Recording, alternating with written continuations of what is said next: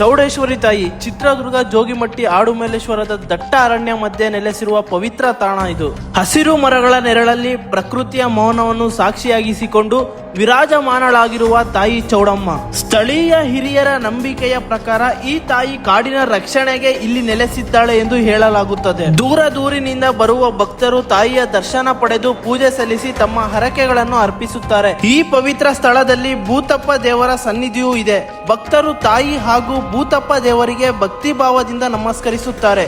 ಈ ತಾಯಿ ಚೌಡಮ್ಮನ ತಾಯಿಯ ಆಶೀರ್ವಾದದಿಂದ ತುಂಬಾ ಇಲ್ಲಿ ಮದುವೆ ಸಮೇತನಾಗಿದ್ದಾವೆ, ಹರಕೆನೂ ಮಾಡ್ಕೊಂಡಿದ್ದಾರೆ, ಅದನ್ನು ಸಮೇತ ನೆರವೇರುತ್ತೆ. ಇಲ್ಲಿ ಭೂತಪ್ಪ ದೇವರು ಸಮೇತನ ಐತೆ. ಈ ವಿಡಿಯೋದಲ್ಲಿ ನಾನು ನಿಮಗೆ ಹಂತ ಹಂತವಾಗಿ ತಿಳಿಸ್ತಾ ಬಂದಿದ್ದೀನಿ ಇಲ್ಲಿ ವಿಶೇಷತೆ ಏನಂತ. ನೀವು ಸಮೇತ ನೋಡ್ತಿದ್ದೀರಾ, ಇನ್ನೂ ಸಮೇತ ನೋಡೋದಿದೆ, ನೋಡ್ರಿ. ಬಟ್ ಇನ್ನೊಂದೇನಂದ್ರೆ ಈ ಕಾಡಿನ ಮಧ್ಯ ರಕ್ಷಕಿಯಾಗಿರೋದು ಹಿಂಗೆ ಮುಂದುವರಿಸ್ತಾ ಹೋಗ್ತೀನಿ ವಿಡಿಯೋದಲ್ಲಿ, ಕೊನೆವರೆಗೂ ನೋಡಿ.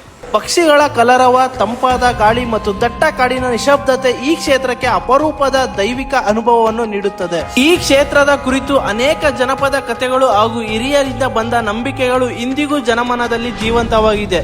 ಪ್ರಕೃತಿ ಮತ್ತು ಭಕ್ತಿ ಒಂದಾಗಿ ಬೆರೆತ ಈ ಕ್ಷೇತ್ರಕ್ಕೆ ಭೇಟಿ ನೀಡಿದರೆ ಮನಸ್ಸಿಗೆ ಶಾಂತಿ ದೊರೆಯುತ್ತದೆ ಎಂದು ಭಕ್ತರು ನಂಬುತ್ತಾರೆ. ಚಿತ್ರದುರ್ಗಕ್ಕೆ ಭೇಟಿ ನೀಡುವವರು ಈ ಅಪರೂಪದ ಅರಣ್ಯ ದೇವಿಯ ಸನ್ನಿಧಿಯನ್ನು ತಪ್ಪದೇ ದರ್ಶನ ಮಾಡಬಹುದು. ತಾಯಿ ಚೌಡಮ್ಮ.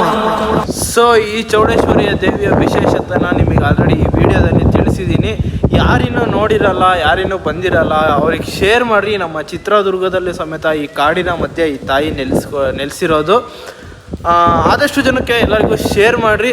ಈ ವಿಡಿಯೋ ಇಷ್ಟ ಆಯಿತು ಅಂದರೆ ಲೈಕ್ ಮಾಡಿ, ಶೇರ್ ಮಾಡಿ, ಸಬ್ಸ್ಕ್ರೈಬ್ ಮಾಡಿ. Thank you.